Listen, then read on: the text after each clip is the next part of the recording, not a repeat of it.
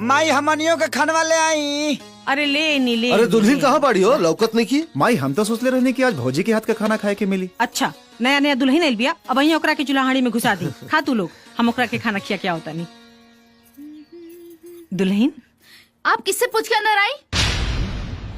क्या आपको पता नहीं है कि किसी के भी कमरे में अंदर आने से पहले नॉक करके आना चाहिए? कहा करके आओ चाहिए दुल्हन? नॉक करके, मतलब दरवाजा खटखटा के।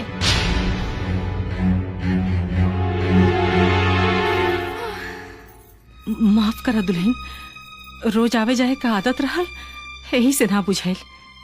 आगे से दरवाजा खटखटा के आई। खाना रख दीजिए, खा लूंगी।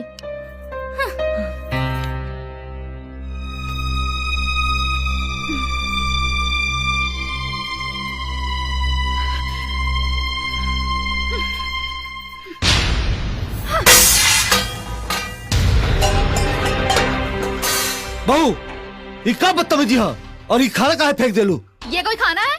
ऐसे खाने तो हमारे घर के कुत्ते भी नहीं खाते। भाऊजी हमने यहाँ खाना इंसान खाती बनेला। अगर तोहरा कुकुर वाला खाना पसंद बा ना तो काल से खाना कुकुरे वाला बनी। का दिक्कत बा? किशन जबान संभाल के बात कर। देखा दुल्हन, अन्न का अपमान ना कही जाला बिटिया। तोरा के खाना पसंद नहीं खे तब काली से तोरा पसंद का खाना बना देवल करब। कौनो जरूरत नहीं के अलग से खाना बनावे के। जेकरा के ई खाना पसंद नहीं के वो अपन खाना खुद बना ली। चाय बना तैबे न करेला तो खाना कहाँ से बनी? देखो जुबान संभाल के बात करो। मैं इस घर में इसलिए नहीं आई हूँ कि मैं तुम लोगों के लिए खाना बनाऊं। मैं किसी की नौकरानी नहीं हूँ। तुहार कहे के मतलब का बा भौजी? माई हमने खातिर खाना बनावे ले ते का हमनी का नौकरानी हो गई? वो तुम्हारी क्या है ये तुम ही जानो, मुझे उससे कोई लेना देना नहीं है। भाऊजी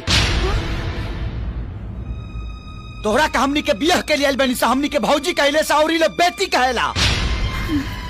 और जब तक ले रिश्ता बा तब तक ले पूरा लेना देना बा। तुम तो मुझसे बात ही मत करो, मैं तो तुम्हारी शक्ल भी नहीं देखना चाहती। तू देखा चाहे मत देखा, हमरा पर कोनो विशेष फर्क पड़े वाला नहीं के। लेकिन एगो बात कान खोल के सुन ला, तू ये घर के बहू हो और बहू जैसन रहे के परी। ओ तो तुम मुझे सिखाओगे कि मुझे कैसे रहना है? सब सीखे के परी, केकरा से कैसन बात कल जाला और कैसन व्यवहार कल जाला। भाऊजी हम घर के मर्यादा के नहीं की भुलाई, न तो हाथ उठावे हमरो आवेला। किसान ये सब क्या होता? राम अच्छा हुआ कि तुम आ गए और तुमने सब अपनी आंखों से देख लिया। देखा तुम्हारे पीठ पीछे तुम्हारे घर वाले मुझसे कैसा कैसा बर्ताव करते हैं। हे बिटिया बिटिया बात सुना, बात क्या के मत बढ़ावा। ऐसा छोट मोट बात था हर घर में होता रहेला। ये छोटी मोटी बात है, सिर्फ थप्पड़ मारना ही तो रह गया था, बाकी सब कुछ तो कर ही चुके थे आप लोग। देख किसान, ते सच सच बताओ, क्या कहली अपने भौजाई के साथे? हमसे का पूछा था? इनका से पूछा? अरे एकरा से का पूछी? एकरा तो एक दिन में ना बोली घर में आइला। और देख तोरा के हम अच्छा तरह से जानता नहीं, ते कुछ कही लोग बे। वाह भैया वाह, एक दिन में तू भौजी के तरफदारी करे लगला। हमने के इतना दिन के प्यार पर भौजी के एक दिन के प्यार भारी पड़ गई। राम बिना जानले सुन ले तो हर हिम्मत कैसे भइल अपन छोटे भाई के ऊपर हाथ उठावे के? ये काम तो तोहरा करे के चाहिए बाबूजी। ये इतना देर से अपना भौजाई के साथ बदतमीजी करता, आज तू लोग बैठ कर तमाशा देखा तारा। अरे तमाशा के करता? ई छोड़, ई तमाशा काहे होता ई हम अच्छा से जानता नहीं। बेटा तोरा ई घर छोड़ के जाए के बाना तो जा, बाकी जाए के बहाना मत खोजा। अरे कैसन बात करता नहीं राम के बाबूजी? अरे तू चुप कर।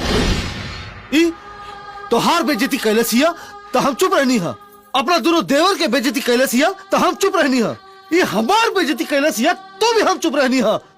अरे बिना गलती के अपन छोट भाई के ऊपर हाथ उठाव ले, ये हम बर्दाश्त नहीं कर सकत। बेटा तोरा रात के बात याद बानू कि तू हमरा से का बोलला कि तोहार ससुर तोहरा के घर जमाई बनावल चाहता रहे, तो हम तोहरा से का पूछनी, तू का जवाब देला? तो तू कहला कि बाबूजी से पूछ के बताए। अरे हमरा के तो तभी पता चल गई कि तोहार मन में खोट बा, ना तो तोरा बाबूजी के आड़ के जरूरत ना पड़ी। अरे तू तो खुद सीधा जवाब दे सकत रहला, पर ना ठीक बा, तोहरा जाए के बा ना प्रेम से जा, पर हमारे एक बात याद रखिया, घर जमाई की हालत धोबी के कुत्ता से भी बदतर होला। अब तो इन्होंने तुम्हें कुत्ता भी कह दिया, फिर भी तुम यहाँ खड़े हो। न जाने कैसे मर्द हो। हाँ। पायल दुल्हन पायल पायल